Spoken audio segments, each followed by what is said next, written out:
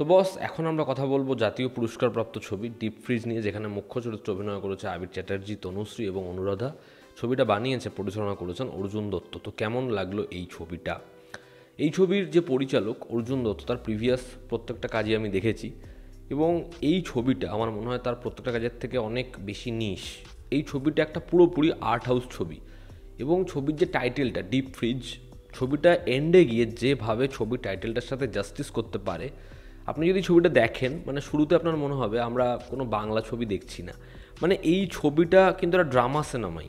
কিন্তু যেরকমভাবে ছবিটা যায়, ছবিটার যে ট্রিটমেন্ট, ছোট ছোট নোয়ান্সেস, জিনিসপত্রগুলোকে যেভাবে ছবিটা দেখিয়েছে, সম্পর্কটাকে যেরকমভাবে কমপ্লেক্সিটিটাকে দেখিয়েছে, মানে একটা মালায়ালাম ছবি হয় না, মানে ধরুন একটা কাঁঠাল আপনি দেখতে বসেছেন, সেই ছবিটার যেরকম ধরনের অ্যাপ্রোচ হবে, ঠিক এই ছবিটা হচ্ছে ওরকম ধরনের সাটলিটির সাথে আসছে। এই ছবিটার যে ট্রিটমেন্টটা সেটা ওরকম, সেটা স্লো বার্ন, সেখানে সম্পর্কটা যেরকমভাবে যাচ্ছে, দুটো মানুষের যেরকমভাবে বদল হচ্ছে, তাদের সম্পর্কটা আলটিমেটলি কোথায় যাচ্ছে, সেটা কি স্টে করছে।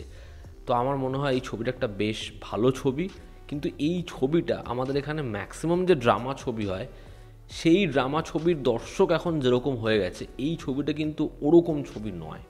ঠিক আছে, এই ছবির পজিটিভ দিক নেগেটিভ দিক আসার আগে আমাকে যদি গল্পটা একটু করে বলতে হয়, তো এখানে আবির চ্যাটার্জি এবং তনুশ্রীর দুজনের একটা সুন্দর সংসার রয়েছে, তাদের অ্যানিভার্সারি। এবার গল্পটাকে দুটো টাইম লাইনে বলা হচ্ছে, নন লিনিয়ার ওয়েতে। যেখানে অ্যানিভার্সারি রাত, সেখানে তারা কি সুন্দর কি ভালো মুহূর্ত কাটিয়েছে, এবং বর্তমান পরিস্থিতিতে যেখানে দুটো মানুষ আলাদা সংসার পেতেছে। এবার এই দুজনের যখন আবার ঘটনাক্রমে একসাথে দেখা হচ্ছে, তখন পরিস্থিতিটা কী হবে। এর থেকে বেশি আনতে হলে আপনাকে নিকটবর্তী সিনেমা হলে কি ছবিটা দেখতে হবে। ছবির পজিটিভ দিক নেগেটিভ দিক, আমার কাছে ছবির জন্য বেশ কিছু পজিটিভ দিক রয়েছে। ছবির প্রথম যেটা পজিটিভ দিক, সেটা হচ্ছে এই ছবিতে পরিচালক যেরকমভাবে ছবির গল্পটাকে নিয়ে গেছে, যেরকমভাবে চিত্রনাট্যে সেটা ব্লেন্ড হয়েছে, সেটা বেশ ভালো। ছবির মধ্যে প্রচুর এমন মোমেন্টস রয়েছে যেগুলো না, ছবিটা যখন আপনি দেখবেন আপনি রিয়েলাইজ করতে পারবেন ছবিটা যে পয়েন্টে শেষ হয় আপনার কিন্তু কষ্ট হবে। আপনার তখন মনে হবে যে এখানে তনুশ্রীর যে আক্ষেপটা বা আবিরের যে আক্ষেপটা, ওটা কিন্তু ফিল করা যাচ্ছে, বা যদি এমনটা না হতো এটা কিন্তু দর্শক ফিল করতে পারে। তো ছবির লেখনীর মধ্যে সেটা কিন্তু স্পষ্ট।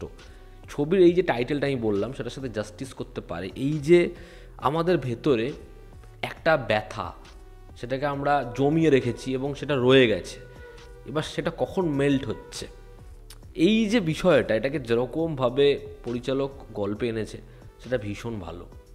ছবিতে যারা অভিনয় করেছে সবাই নিজের জায়গায় খুব ভিজিবল, খুব অথেন্টিক। আমার আবিরকে ভীষণ ভালো লেগেছে, একটা জায়গা রয়েছে, ও না একটা ক্যাফেতে বলার চেষ্টা করছে যে ও নিজের মায়ের সাথে আমাকে তুলনা করছে, এবং শটটা দেখবেন মানে পুরোপুরি সেখানে গাছের একটা আড়াল আবডালের ছায়া পড়ছে।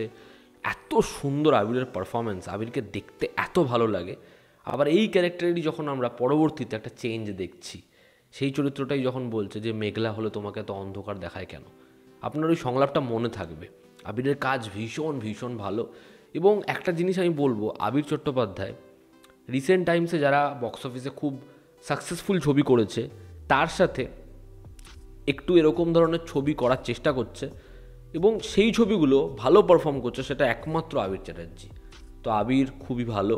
একইভাবে এখানে তনুশ্রী, একটা পোর্শন রয়েছে যখন সে তার মাকে বলবে যে আলাদা লাইফ বেঁচেছো, আলাদাভাবে থেকেছো, এবং দেখবেন ওর না চোখের মনিটা শিফট করবে না, একটা লম্বা টেক, যেরকম তার পারফরমেন্স, এবং তারপরও ভাঙছে। কি ভালো কাজ করেছে গোটা ছবিতে। তার যে ফিলিংসটা সে শেয়ার করে না, সে ওপরে একরকম দেখায়। আমার খুব খুব ভালো লেগেছে তনুশ্রীর কাজ। একইভাবে এখানে অনুরাধা, তার পারফরমেন্সও ভালো, এবং কয়েকটা জায়গা রয়েছে যেখানে সে বলছে যে পুরনো চাল ভাতে বাড়ে, তুমি আজকে চলে আসতে পারছো না, এতক্ষণ তো ছিলে। খুব খুব ভালো পারফরমেন্স। এখানে একজন জেঠু রয়েছে, তার ক্যারেক্টারটা খুব অল্প সময়ের জন্য আসে, দেখবেন পারফরমেন্সটা।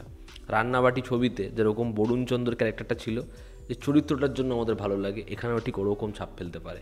দুটো টাইমলাইন বললাম আমি। প্রেজেন্ট যে টাইমলাইন সেটা দেখবেন খুব কোল্ড, সেখানে যে ব্লুইশ টিনটা রেখেছে সেটা খুব সুদিং, সেটা ভালো লাগে।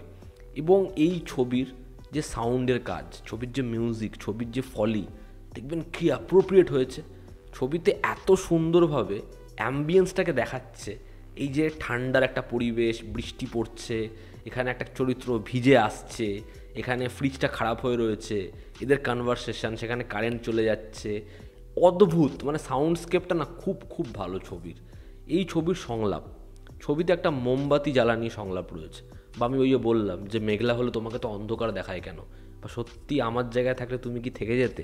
প্রত্যেকটা সংলাপ না খুব ভালো, মানে সেগুলোকে এমন করা হয়নি যে সংলাপগুলোর মধ্যে শব্দের যে ব্যবহার সেগুলো খুব কঠিন, কিন্তু সংলাপগুলো কিন্তু খুব ডিপ। তো ওভারঅল এই ছবিটার যেরকম রান টাইম, এটা 1 ঘন্টা 45 মিনিটের ছবি, যেভাবে ছবিটা এগিয়েছে, ছবির ইন্টারমিশন পয়েন্ট যেরকমভাবে ড্রামাটা গেছে, দুজনের কেমিস্ট্রি যেরকমভাবে ছবিটার একদম ক্লাইম্যাক্সটা আসে, ছবিটা বেশ বেশ ভালো একটা ছবি হয়েছে। ছবির নেগেটিভ দিক বলি, এই ছবির জন্য আমার কাছে খুব বেশি নেগেটিভ দিক কিছু নেই।